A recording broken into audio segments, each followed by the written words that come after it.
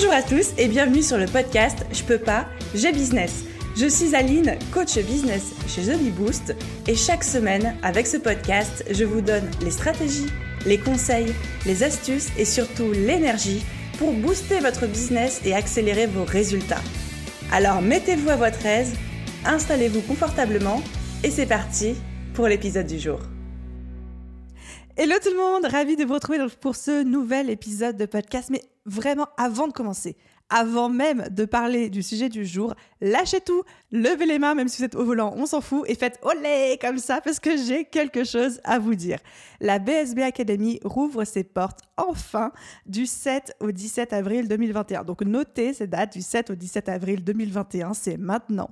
La BSB Academy, c'est mon programme business. Ce sont 14 semaines où on bosse ensemble, vous, moi, toute une communauté, des mentors, pour solidifier votre business, le faire décoller, trouver plus de clients et passer à l'étape supérieure. Alors, si aujourd'hui vous êtes entrepreneur, vous avez l'impression de mettre énormément d'efforts pour le développement de votre business, de faire plein de choses, de faire tout ce qu'il faut entre guillemets, mais que les résultats que vous observez ne sont pas à la hauteur justement de l'énergie que vous mettez au développement de votre business, je pense que ça peut vous intéresser. Je ne vais pas faire toute ma promo ici, on n'est pas là pour ça. Si ça vous intéresse, je vous mets le lien en description. Vous pouvez retrouver tous les détails du programme. Donc, soit le lien en description, soit directement en vous connectant sur thebeeboost.fr/BSB-du-milieu Académie, Académie en français, IE à la fin. Encore une fois, sinon le lien est en description. Voilà, je voulais juste vous dire ça, je suis juste trop on fire. C'est parti, maintenant on va attaquer l'épisode du jour. Maintenant que je vous ai dit ça, je peux me reconcentrer, n'est-ce pas? D'ailleurs, je pense que certains d'entre vous l'auront notifié dès les premiers mots de ce podcast. J'ai acheté un nouveau micro. Est-ce que je suis excitée avec mon nouveau micro? Oui. Est-ce que le son va être meilleur avec ce nouveau micro? Double oui. J'espère que l'expérience d'écoute sera plus agréable pour vous. En tout cas, pour moi, l'expérience d'enregistrement est quand même bien mieux.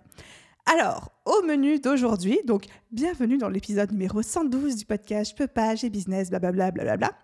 Au menu d'aujourd'hui, on va s'attaquer à des croyances et des croyances limitantes. Donc, des croyances limitantes, pour ceux qui ne sont pas forcément, on va dire, familiers avec ce terme, c'est vraiment des idées qu'on se met en tête, des idées reçues qu'on se met en tête et avec lesquelles on a tendance à peut-être se mettre des barrières, se mettre des limites, des choses qu'on se répète en boucle et sans se rendre compte, on se crée des schémas récurrents, des blocages qui nous empêchent de progresser. Et ce qui est un petit peu vicieux avec les croyances limitantes, c'est que c'est des choses qu'on se répète tellement ou qu'on a tellement entendu être répétées toute notre vie, ou qu'on nous a répétées toute notre vie, qu'on les prend à la fin comme des vérités, alors que c'est pas vrai du tout. En tout cas, c'est pas vrai pour d'autres personnes. Et le biais de ces croyances-là, parce que forcément, si c'est des croyances positives, on est content de les avoir, mais la plupart du temps, c'est que c'est des choses qui nous mettent des bâtons dans les roues, qui mènent à des actions d'auto-sabotage plus ou moins conscientes, plus ou moins conscientisées dans notre business, et qui font qu'on ne se développe peut-être pas aussi vite, aussi bien qu'on le souhaiterait et forcément, vous en doutez, c'est dommage. Donc, l'objectif pour moi avec cet épisode de podcast, c'est de prendre, on va dire, les 8 croyances limitantes principales que je rencontre le plus souvent. Évidemment, il y en aurait des dizaines, voire même des centaines. Je ne pourrais pas toutes les nommer, même si j'avais 24 heures de podcast avec vous. On va juste se concentrer aujourd'hui sur les principales, celles que j'observe le plus souvent, et leur faire la fête. Donc évidemment, vous n'allez pas être concerné par absolument toutes les croyances que je vais citer aujourd'hui, j'espère bien. Du coup, je vous invite tout simplement à écouter celles qui vous parlent et écouter d'une oreille peut-être un petit peu moins attentive. Vous êtes autorisé à faire autre chose en même temps, celles qui vous parlent le moins. L'objectif pour moi avec ce podcast, c'est vraiment, et j'ai envie d'amener cette problématique avec bienveillance, de vous aider à mettre le doigt sur peut-être des croyances que vous auriez, que vous n'auriez pas identifiées ou que vous avez commencé à identifier, mais vous ne savez pas trop comment vous en sortir, et surtout de mettre votre radar peut-être sur des angles morts psychologiques que vous pourriez avoir aujourd'hui. Je sais que ce genre d'épisode de podcast, quand on pointe du doigt des croyances limitantes, des choses qui, entre guillemets, ne vont pas, je ne sais pas trop comment amener ça, mais ça peut être négatif, ça peut être péjoratif. Et je n'ai pas envie d'être la coach qui va pointer du doigt en disant « Ah là là, oh mon Dieu, tu as cette croyance, c'est pas bien, bouh, bouh, bouh ». Non, j'ai vraiment essayé d'aborder les choses et c'est vraiment l'état d'esprit dans lequel je fais cet épisode avec le maximum de bienveillance. Je veux aujourd'hui être bienveillante avec vous et encore une fois, ouvrir votre regard, ouvrir votre angle, ouvrir votre radar peut-être à des choses que vous n'avez pas soit conscientisées, soit pas envisagées. Donc, Tout ça pour dire, je vais essayer de faire les choses avec beaucoup de bienveillance. L'idée ici n'est absolument pas que vous vous sentiez mal, juste de pointer du doigt des choses qui peuvent vous aider à grandir, même si parfois, grandir, s'épanouir, ça passe aussi par l'inconfort. À la fin de cet épisode, le but pour moi, c'est vraiment que vous ayez retrouvé la pêche et la motivation de passer à l'action, quelle que soit l'action dont vous avez besoin en ce moment, et surtout que vous soyez reboosté, pour la suite de l'aventure. J'espère que vous êtes prêts, parce que c'est parti. Du coup, première croyance limitante que je croise beaucoup, c'est, ouvrez les guillemets, j'ai peur de mal faire les choses. Et ça, pour moi, c'est quelque chose qui me hérisse. Alors, à la fois, je comprends et en même temps, ça hérisse ma peau de business coach parce que, ok, je sais d'où ça vient, dans le sens où on a tous été à l'école, on a tous grandi dans un système éducatif où on nous apprend à bien faire les choses. C'est-à-dire qu'on était notés, on avait des devoirs avec une note sur 20 ou des lettres de l'alphabet, ou une note sur 5 ou sur 10, ou ce que vous voulez. Il y avait une maîtresse d'école qui nous corrigeait. On avait des exercices à faire, puis par exemple, prenez les mathématiques, les calculs, ils étaient justes ou ils étaient faux. Ils étaient validés ou ils étaient refusés. Sauf que l'entrepreneuriat, c'est pas l'école. C'est fini l'école. L'entrepreneuriat, ça ne fonctionne pas comme ça. En entrepreneuriat, il n'y a pas de bonne ou de mauvaise situation. Non, je rigole. +1 pour ceux qui ont la référence. Mais en entrepreneuriat, il n'y a pas de bonne ou de mauvaise manière de faire les choses. Et c'est ça qui peut être très, très, très compliqué, surtout quand on est au début, dans les premiers mois de notre aventure entrepreneuriale. On peut peut-être chercher le moyen de bien faire les choses pour bien cocher les cases, pour que la maîtresse nous mette 20 sur 20, sauf que ça n'existe pas. Et on peut très vite se retrouver un petit peu frustré, un petit peu désemparé, surtout perdu et un peu effrayé parce qu'on veut bien faire les choses. Mais on ne trouve pas de cahier d'exercice où on peut avoir une note sur 20 qui nous dit est-ce qu'on va dans la bonne direction, oui ou non. Et comme c'est un système qui est complètement différent de ce à quoi on a été habitué pendant toute notre scolarité, on est un peu perdu. La chose que je peux vous dire aujourd'hui par rapport à ça, c'est qu'effectivement, bien faire les choses en entrepreneuriat, ça n'existe pas. À la limite, la seule chose que je peux vous dire, c'est qu'il existe des plans d'action, comme celui que je vous propose avec la BSB, qui généralement vous aident à gagner du temps et donc de la charge mentale, de l'efficacité, des résultats qui arrivent plus rapidement. Mais ce n'est pas parce qu'aujourd'hui vous ne suivez pas un plan d'action que forcément ça va échouer, que vous n'allez pas y arriver, que vous avez, entre guillemets, faux, que la maîtresse va vous mettre 0 sur 20. Donc vraiment, il faut dissocier, et je sais à quel point c'est dur, mais tout ce système qu'on nous a inculqué, dans lequel on a évolué de t'as juste ou t'as faux, et de se dire, l'entrepreneuriat, ce sont des tests, ce sont des échecs, ce sont des manières de faire, il y a autant de manières de réussir que d'entrepreneurs sur cette planète, et on ne peut pas mal faire les choses. On va les faire, point. Et il y a peut-être des manières qui seront plus rapides, qui généreront des résultats plus rapidement. Il y a des manières qui seront peut-être plus simples, d'autres plus complexes, mais il n'y a pas de mauvaise manière de faire les choses. Ok, croyance numéro 2. J'ai peur que ça marche trop bien et j'ai peur de me retrouver dépassée, débordée parce que je réussis trop bien ou je réussis trop vite ou je réussis au-delà de ma propre capacité à absorber cette réussite et ce succès. La peur de la réussite, c'est quelque chose que j'ai déjà abordé sur le podcast d'ailleurs. Pour ceux que ça intéresse de creuser ce sujet en long, en large et en perpendiculaire, je vous renvoie, je sais qu'on ne dit pas en perpendiculaire, mais moi j'avais envie de le dire. Je vous renvoie vers l'épisode numéro 106 où là on parle vraiment de cette peur de réussir. Mais en quelques mots, la peur de la réussite, déjà c'est beaucoup plus commun que ce que l'on peut penser. Vraiment. Tous les entrepreneurs passent par là à un moment ou à un autre, mais c'est quand on se projette dans le futur et on a tellement peur que ça marche trop bien et de se retrouver un petit peu sous l'eau, débordé, dépassé par tout ce qui arrive en termes de charge de travail, de charge mentale, de pression, de jugement des autres, que du coup on se retrouve à s'auto-saboter. On se retrouve à s'auto-saboter plus ou moins consciemment. Il y a des gens qui ne s'en rendent pas compte, il y a des gens qui le conscientisent très très bien parce que il ne faudrait pas réussir parce que réussir c'est être encore pire que ma situation aujourd'hui. Et ce qui est un petit peu vicieux avec cette croyance et la peur de la réussite, c'est que c'est un sujet tabou. Parce qu'aujourd'hui, qui va vous dire « j'ai peur de réussir » ? Non. Au contraire, la réussite, c'est vu comme quelque chose de bien, c'est vu comme quelque chose de positif, c'est vu comme quelque chose qu'on devrait tous chercher. Et donc, dire qu'on en a peur, c'est un petit peu passé pour une mauviette, c'est un petit peu passé pour quelqu'un qui crache dans la soupe, parce qu'à quel moment tu réussis, puis tu dis que tu te sens pas bien avec ta réussite, et du coup les gens n'en parlent pas, mais le fait que personne n'en parle, on l'intériorise encore plus et ça a tendance à nous dévorer encore plus. Donc, Aline, tape du poing sur la table, bien sûr je vais pas le faire pour de vrai, parce que sinon ça vous fait un gros boom dans les oreilles, et je ne veux pas vous perforer les tympans, mais on va remettre les pendules à l'heure ensemble. Première chose, si aujourd'hui vous vous reconnaissez dans cette définition de la peur de la réussite, c'est vous êtes les maîtres de votre business.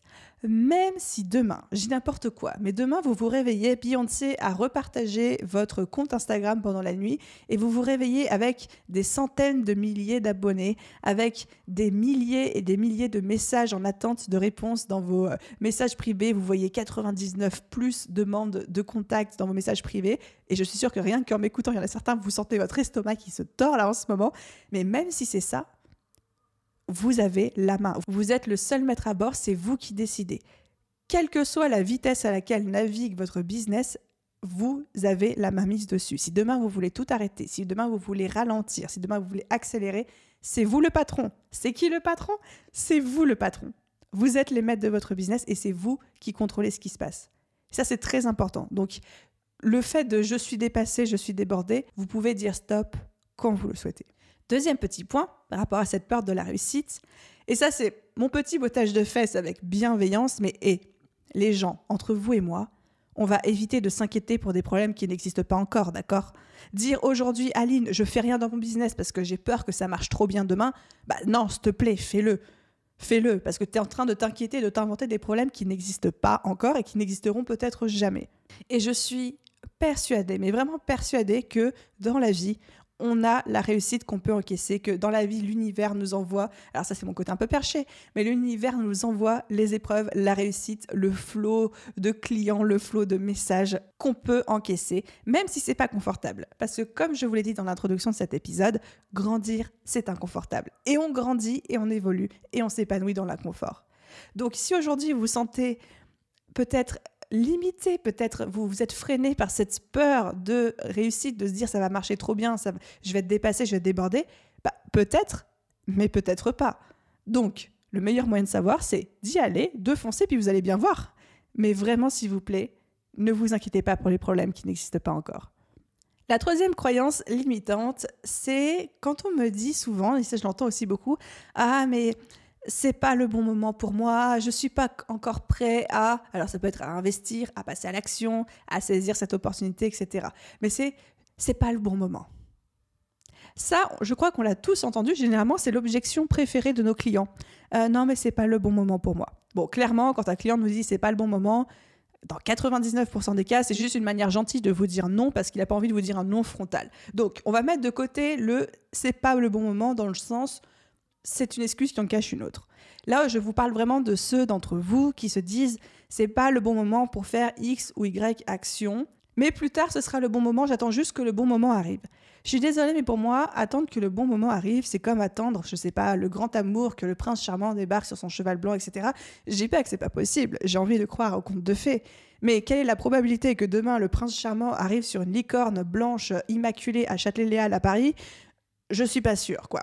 Franchement, je suis pas sûre. Et j'ai envie de vous dire ça aujourd'hui, c'est que ce n'est jamais le bon moment en business. Ce n'est jamais le bon moment. Le bon moment parfait où Vénus est alignée avec Mercure, où Mercure c'est pas en rétrograde, mais il est en ascension de je sais pas quoi, où les singes se mettent à danser à la belle étoile et les statuettes enroulées dans du jambon, je sais pas quoi. Bref, ça n'existe pas. Ça ne sera jamais le bon moment.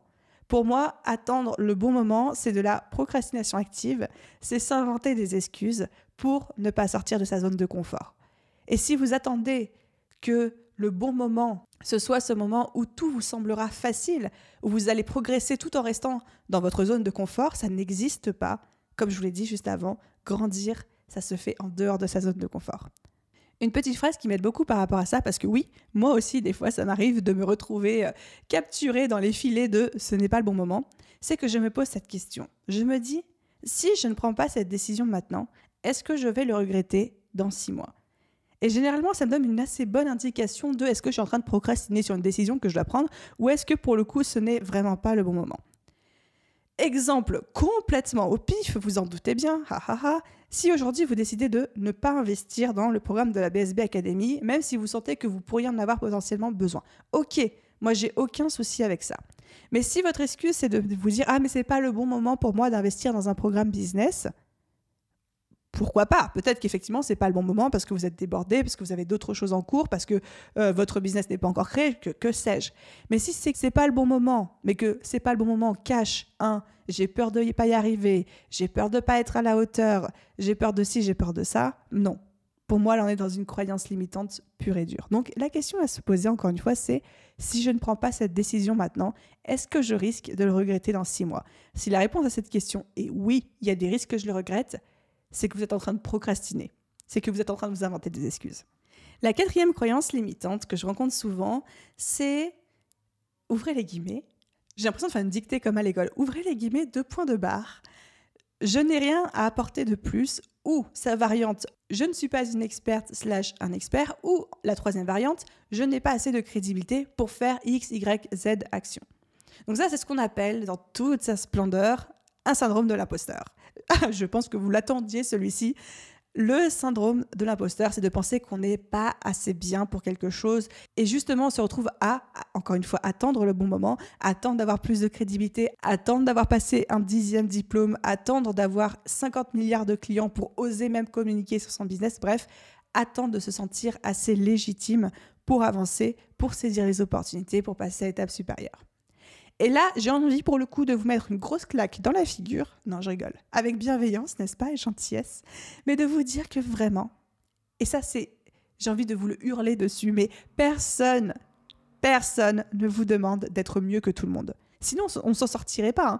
Si par exemple, aujourd'hui, demain, un coach business pour se lancer devait, pour se sentir légitime, être mieux que tous les coachs business déjà existants, mais on ne s'en sortirait plus, parce que c'est pas possible. Si aujourd'hui un chanteur pour se lancer doit être meilleur que tous les chanteurs déjà existants, mais il se lance jamais. Et je vais même aller plus loin, on va reprendre notre poteau Beyoncé. Notre poteau Beyoncé, quand elle s'est lancée, elle s'est pas dit « Ah non, mais moi je vais pas me lancer parce que dans la musique, il y a déjà eu Mozart, il y a déjà eu Beethoven, bon, ils ont déjà tout fait. » Et elle s'est pas non plus dit moi, je suis mieux que Mozart et je suis mieux que Beethoven, donc je peux me lancer, j'ai la crédibilité, j'ai l'expertise, j'ai la légitimité. Absolument pas. Elle s'est juste lancée, et heureusement qu'elle l'a fait, parce que qu'est-ce qu'on serait, que serait un monde, que serait cette terre sans Beyoncé dessus? On ne vous demande pas d'être mieux que tout le monde, on ne vous demande pas de réinventer la roue, on ne vous demande pas d'apporter une expertise, une crédibilité qui n'a encore été jamais vue, une technique qui n'existait pas, on ne vous demande pas tout ça. Tout ce qu'on vous demande, c'est de venir apporter votre pierre à l'édifice, votre point de vue, ou alors, comme on aime beaucoup le dire en coaching, d'apporter votre couleur. Apporter sa couleur, ça veut dire qu'aujourd'hui, le monde est comme une espèce d'œuvre d'art avec plein de couleurs différentes de plein de personnes, et vous avez votre couleur qui vous est propre, parce que c'est votre parcours, votre existence, votre expérience, votre éducation, vos valeurs, votre personnalité, et vous allez apporter votre couleur à la palette déjà existante. On ne vous demande pas de remplacer quelque chose ou de faire mieux que quelque chose ou d'écraser quelque chose d'existant, simplement d'apporter votre pierre à l'édifice. Donc, quand on dit « je n'ai rien à apporter de plus », vous êtes déjà assez et vous êtes déjà tout ce qu'il faut et vous êtes exactement ce dont le monde a besoin. Elle était belle cette phrase. Mais même si elle est belle, je vous défends de vous la faire tatouer sur le mollet. Allez, on passe à la... Des fois, je dis des trucs, mais moi-même, je m'en sors pas, quoi. Il faut m'arrêter, il faut m'arrêter. Bref, je passe à la 5e croyance limitante. Ouvrez les guillemets. Tout doit être parfait pour que je puisse avancer. Qui ici, levez la main dans la salle, qui ici est un ou une perfectionniste, qui pense que tout doit être parfait pour qu'il ou elle puisse avancer et continuer à construire son business. Là encore, je suis désolée, je vais casser un mythe, mais évidemment, vous en doutez, le perfectionnisme, mais surtout c'est de la procrastination active. La procrastination active, c'est le fait de procrastiner, mais en faisant plein d'autres tâches. Vous savez, c'est un petit peu ces moments où, par exemple, vous vous retrouvez à faire la vaisselle, alors que normalement vous détestez faire la vaisselle, mais pour éviter une autre tâche que vous détestez encore plus ou qui vous fait peur ou qui ne vous intéresse pas, etc. Enfin, moi, je sais que ça m'arrive absolument tout le temps dans mon business. Quand j'ai une tâche un peu compliquée, un peu longue, un peu laborieuse ou qui me fait un petit peu peur, je me retrouve à procrastiner activement en disant « Oh bah tiens, je vais passer l'aspirateur. Oh bah tiens, je vais faire une lessive. Oh bah tiens, ça fait longtemps que j'ai pas nettoyé mon tiroir. » Mais ça, c'est purement de la procrastination active. Et le perfectionnisme, c'est un petit peu ça aussi. Le perfectionnisme, c'est un vrai cercle vicieux. C'est le serpent qui se mord la queue. Parce que c'est évidemment en avançant dans votre business, en progressant, en faisant des tests, des échecs, en passant à l'action, que vous allez vous améliorer. Tout ne peut pas être parfait dès que vous vous lancez. Et même, mettons, dans le pire des mondes, vous attendez que ce soit parfait pour vous lancer, le temps que tout soit parfait, eh ben, les choses auront tellement évolué qu'il faudra tout recommencer et vous n'allez jamais, jamais vous lancer. Il y a une phrase qui m'a beaucoup aidée là-dessus, c'est de me répéter encore et encore et encore. Donc, première phrase, vous m'avez déjà tellement entendu la dire. Je suis sûre que vous êtes déjà en train de vous la dire dans votre tête, mais c'est déjà mieux vaut fait que parfait. Clairement. Et la deuxième phrase, qui est une phrase que je me répète beaucoup en ce moment, c'est « Je préfère viser l'excellence que la perfection ». Parce que l'excellence, c'est le travail très bien fait. La perfection, c'est le travail parfait, mais ça n'existe pas et c'est pas forcément mieux que l'excellence. Donc, mieux vaut fait que parfait. 2, viser l'excellence, pas la perfection. Évidemment, je mets des gros guillemets, viser l'excellence, ça ne veut pas dire attendre que tout soit parfait. L'excellence ne veut pas dire parfait. L'excellence, ça veut dire le mieux qu'on peut. Se donner au maximum. Croyance limitante numéro 6, number 6. J'ai l'impression de faire le loto, je ne sais pas ce que je suis en train de faire. Je me suis un peu en roue libre avec cet épisode de podcast. Wouhou. Croyance numéro 6, ouvrez les guillemets. Grossir un business, c'est compliqué et ça prend du temps. J'ai pas envie de m'embarquer là-dedans. Ou alors, sa variante condensée, j'ai pas le temps. Alors, effectivement, je comprends que parfois on puisse se sentir un petit peu découragé avant l'heure parce qu'on a l'impression, on se fait toute une montagne, littéralement, de tout ce qu'on va faire. On a l'impression qu'un business qui grossit, un business qui fonctionne, un business qui illustre ce qu'est la réussite pour nous, c'est quelque chose d'extrêmement énergivore, chronophage. Et là-dessus, je pense que j'ai aussi une part de culpabilité et une part de responsabilité parce que je ne suis pas un modèle là-dessus. Parce que je sais que je vous partage en toute transparence, parce que je n'ai pas de vous mentir, que dans mon propre business, je fais des horaires de taré, des heures de dingue, j'ai pas beaucoup de jours off, etc. Mais j'ai envie vraiment de vous rassurer sur ce point aujourd'hui. Non, ce n'est pas vrai. Faire grossir un business, gagner beaucoup d'argent, être rentable, générer du bénéfice, vivre sa meilleure vie, acheter ce qu'on veut, ça n'est pas compliqué, ce n'est pas chronophage. Non. Encore une fois, même si je ne suis pas le meilleur modèle en la matière, et je l'assume totalement, il y a des entrepreneurs comme par exemple Geneviève Gauvin, qui est déjà venue parler 2 fois dans ce podcast, qui travaillent entre 15 heures et 25 heures par semaine parce qu'elles font le choix de s'occuper de leur famille, de faire l'école à la maison pour leurs enfants et de vivre en fait une vie en dehors de leur business. Et elles sont hyper rentables et elles gagnent beaucoup de sous. Et c'est complètement OK, c'est complètement normal. Donc non, développer un business, faire grossir son business, ce n'est pas compliqué. C'est du travail, mais c'est pas compliqué. Et 2, ça n'équivaut pas à créer un monstre qui va vous bouffer tout votre temps, toute votre énergie, toute votre vie de famille ou votre vie perso. Absolument pas. Encore une fois, comme je vous le disais en début d'épisode avec la croyance limitante numéro 2 qui était « j'ai peur que ça marche trop bien d'être dépassé, débordé », vous êtes maître de votre business. C'est à vous d'inventer les règles de votre réussite. Et si vous voulez un business qui vous prenne 3 heures de travail par jour, c'est OK. On arrive à présent à la croyance limitante numéro 7 qui est, encore une fois, ouvrez les guillemets, je ne suis pas quelqu'un de #marketing, je n'ai pas la fibre de la vente ou sa variante, votre variante préférée. Non mais Aline, moi je ne sais pas me vendre, je ne suis pas faite pour ça.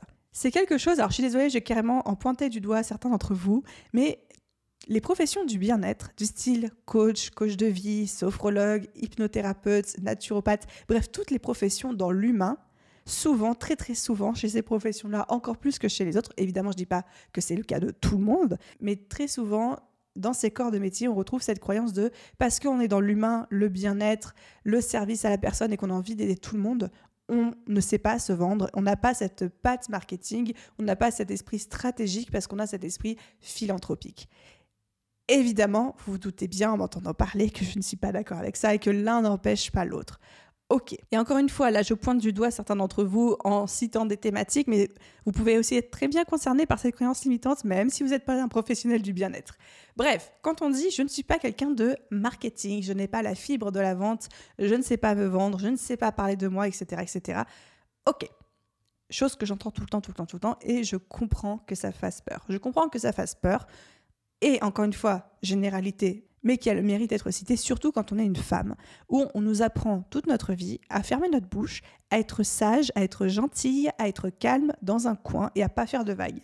Donc après, quand on a une casquette de femme en business, on est censé parler de nous, parler de nos offres, nous vendre sans passer pour une vendeuse de tapis, nous mettre en avant pour convaincre, pour nous faire connaître, être visible, parce qu'il faut bien être visible dans cet océan de concurrence /collègue/ vous appelez ça comme vous voulez.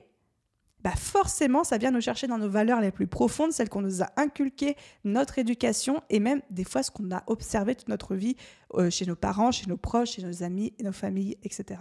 Donc ça, c'est souvent une des croyances les plus compliquées à aller gratter, à aller déterrer. Ce côté, se mettre en avant, oser parler de soi et le faire avec bienveillance sans passer pour une espèce de personne qui est intéressée, qui a les dents qui rayent le parquet, etc. La bonne nouvelle avec tout ça, c'est que, évidemment, qu'on peut vendre en étant à la fois authentique, éthique et rentable et efficace. Première chose. Deuxième bonne nouvelle, parce que oui, aujourd'hui c'est le podcast des bonnes nouvelles, ça s'apprend. Parler marketing, se vendre, parler de soi, parler de ses offres, se mettre en avant, ça s'apprend. Personne aujourd'hui ne naît avec un gène dans son ADN gravé du marketing ou de la vente ou du commercial.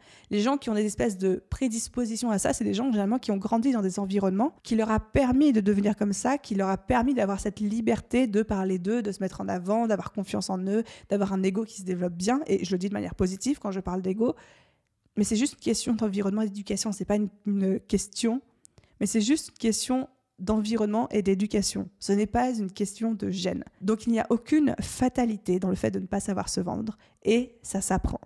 Et j'ai même envie de vous faire cette métaphore que pour moi le marketing, la vente, la stratégie, c'est comme une langue étrangère. C'est comme si demain vous voulez apprendre l'anglais ou l'espagnol, et ben ça s'apprend. Parler marketing, parler à son client idéal, parler business, ça s'apprend comme on apprend une autre langue. À la seule différence que je trouve que c'est beaucoup plus facile. C'est plus facile d'apprendre à parler marketing que d'apprendre à parler anglais ou espagnol ou russe ou ce que vous voulez. Donc ça s'apprend, ça se pratique et ça se peaufine.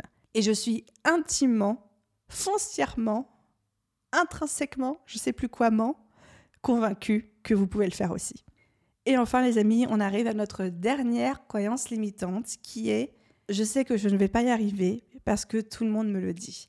Et celle-là, elle fait mal à mon petit cœur d'entrepreneur et surtout elle fait mal à mon petit cœur de coach business, mais je reçois beaucoup de messages de certains d'entre vous qui me disent mon entourage n'y croit pas, ou alors mes parents m'ont dit ci, mon conjoint m'a dit ça, mes amis m'ont dit que j'étais trop ambitieuse, ou alors qu'ils étaient très contents pour moi mais que je ferais bien de revoir un petit peu mes ambitions à la baisse parce qu'ils ne pensent pas que je peux y arriver. Et c'est vrai que l'entourage est tellement, tellement important que quand on a un entourage qui ne croit pas en notre projet, mais pas forcément parce qu'ils ne veulent pas qu'on réussisse, mais parce que eux, à travers leur propre vision de la réalité, à travers leur propre prisme, à travers leur propre expérience, ils n'ont pas l'impression que ce qu'on veut faire, c'est possible. Mais du coup, ils nous le reflètent par amour pour nous, pour pas qu'on soit déçus, pour nous prévenir, pour un petit peu nous préserver d'un échec que eux pensent imminent, que nous, ça a tendance à nous marquer, ça a tendance à nous choquer. Et on a tendance à s'imbiber de ces gens autour de nous qui ne croient pas en notre projet, de cet entourage qui ne nous soutient pas, encore une fois, pas parce qu'ils nous détestent, pas parce qu'ils veulent nous rabaisser, pas parce qu'ils prennent plaisir à nous voir malheureux, mais tout simplement parce qu'ils nous reflètent et qu'ils nous font part de leurs propres croyances limitantes pour le coup. Mais ça, vraiment, ça peut détruire un projet, ça peut détruire un potentiel et ça peut vraiment, vraiment ralentir votre progression en business. On le répétera jamais assez, l'entourage est tellement, tellement, tellement important. Et il est important pour vous, ça fait beaucoup d'important, mais c'est parce que c'est important, de vous entourer de personnes positives, de personnes inspirantes et si possible, de personnes qui ont déjà réussi là où vous voulez réussir. Et là, je sais que généralement, quand je dis ça, la première remarque qui me vient, c'est « Mais moi, Aline, je connais pas des gens comme ça. Personne n'est entrepreneur dans mon entourage, personne ne comprend ce que je fais, etc. » Je comprends. Vous savez ce que j'ai fait moi au tout début ? Alors, effectivement, j'ai été privilégiée et j'ai conscience d'avoir eu accès à ces privilèges de par le fait que mon père était entrepreneur. Donc en fait, toute mon enfance, j'ai grandi dans une famille où l'entrepreneuriat m'a été proposé comme une voie au même titre que salariat. Personne m'a dit il faut être salarié ou il faut être entrepreneur. On m'a juste dit t'as le choix. Et ça, je trouve ça trop cool. Donc, j'ai conscience d'avoir eu ce privilège. Mais quand j'ai décidé de changer mon entourage, qui n'était pas forcément un entourage bienveillant, pas forcément un entourage entrepreneurial quand je me suis lancée, j'ai décidé de me choisir 3 mentors, 3 personnalités franco-québécoises, américaines, enfin ce que vous voulez, mais 3 personnes que j'admirais, dont j'admirais la réussite, qui avaient réussi à construire exactement les choses auxquelles j'aspirais, et j'ai consommé tout leur contenu au quotidien. Je passais mes journées à écouter leurs vidéos, à écouter leurs podcasts, à m'inspirer de leur communication, à lire leurs articles de blog, à suivre leurs lives, et j'ai fait ça pendant plus d'1 an. Jusqu'à ce que ces 3 personnes-là, encore une fois, je dis que c'est mes mentors, mais eux, ils sont pas au courant que c'était mes mentors, parce que je leur ai jamais parlé, Mais ces personnes-là que je considère comme mes mentors, c'est des personnes qui étaient tellement présentes dans ma vie, ne serait-ce que par le fait que je consommais leur contenu, que leur présence, leur énergie, leur valeur, leur positivité a pris le dessus sur tout le reste, sur toutes les autres personnes qui pouvaient être un petit peu plus négatives au quotidien. Encore une fois, j'ai jamais été dans une situation où quelqu'un m'a dit noir sur blanc, tu ne vas pas y arriver, tu es trop ambitieuse, etc. J'ai juste des personnes qui m'ont reflété leur peur que je n'y arrive pas, non pas parce qu'ils ne m'aimaient pas et qu'ils voulaient me voir échouer, mais parce qu'ils cherchaient à me préserver et à éviter que je sois trop malheureuse. Sauf que, même si aujourd'hui je comprends et que j'ai beaucoup d'amour pour ces personnes-là, c'était pas ce qu'il me fallait, parce que ça aurait pu me ralentir. Donc, entourez-vous de personnes positives, inspirantes, et si vous ne les avez pas sous la main, trouvez des mentors, consommez tout leur contenu pour être encore plus proche de ces personnes-là que vous l'êtes de votre propre famille. Et si vraiment ça ne vous convient pas comme méthode, vous pouvez aussi vous trouver des business friends. Vous pouvez vous trouver des personnes, des entrepreneurs comme vous, avec qui vous pouvez vous appeler une fois par semaine, une fois tous les 15 jours, ou même tous les jours si vous voulez, pour vous tenir au courant. Faites des stories Instagram. Si vous avez des gens avec qui vous parlez régulièrement, proposez-leur, parce que vous n'avez pas idée à quel point il y a d'autres personnes comme vous qui ont ce besoin de trouver ce qu'on appelle un business friend, un accountability partner, un business buddy. Vous appelez ça comme vous voulez. Mais il y a trop de gens qui cherchent ça en ce moment. Donc des fois, juste une petite story Instagram ou même contacter directement en MP les gens où l'énergie vous plaît, vous pensez que ça peut être un bon fit, vous avez envie de devenir pote avec ces gens-là et de parler business avec eux, proposez-leur. Et au pire quoi, ils vous diront juste non et c'est pas grave. Mais surtout, ne restez pas seul, c'est trop important. Et voilà les amis, du coup, pour nos 8 croyances limitantes, 8 croyances que je rencontre assez souvent et qui, selon moi, vous empêchent de progresser en business. Encore une fois, première chose, déjà, il y en a beaucoup plus des croyances, hein, soyons clairs, soyons réalistes, il y en a vraiment des centaines et des milliers. Et deuxième chose, j'espère vraiment vous avoir aidé à avoir un autre angle de vision, peut-être à mettre le doigt sur certaines choses que vous aviez peut-être pas anticipées ou pas analysées de cette manière, bref, à vous avoir aidé à élargir votre champ de vision et peut-être à déceler quelques angles morts que vous avez aujourd'hui. Je serais hyper intéressée d'avoir vos retours sur cet épisode, d'échanger avec vous, si vous êtes reconnu, s'il y a quelque chose qui a résonné, ou même si vous n'étiez pas d'accord avec moi sur certains points, vraiment, je suis toujours, mais vous le savez depuis le temps, très ouverte à la discussion. Donc, si vous avez aimé cet épisode, déjà, ce que vous pouvez faire, c'est laisser un commentaire et une note pour le podcast si votre plateforme d'écoute vous le permet. Donc là, c'est appel en particulier à tous ceux qui écoutent sur Apple Podcast, mais pas que. Et deuxième chose, si vous voulez m'envoyer un petit message sur Instagram, @thebiboost, pour me dire ce que vous en pensez, comment cet épisode a résonné en vous, je serais ravie d'en discuter avec vous. Et encore une fois, avant de vous laisser, n'oubliez pas, jusqu'au 17 avril, les portes de la BSB Academy sont ouvertes. Ne loupez pas le coche, la prochaine session ne sera pas avant au minimum 6 mois, mais vraisemblablement l'année prochaine, donc avril 2022. Donc, n'attendez pas le bon moment. #n'attendez pas le bon moment. Un grand merci d'avoir écouté cet épisode jusqu'au bout. Je vous souhaite à tous une merveilleuse journée, soirée, après-midi, nuit, où que vous soyez. Et je vous dis à très vite dans un nouvel épisode avec ce super micro. Bye tout le monde.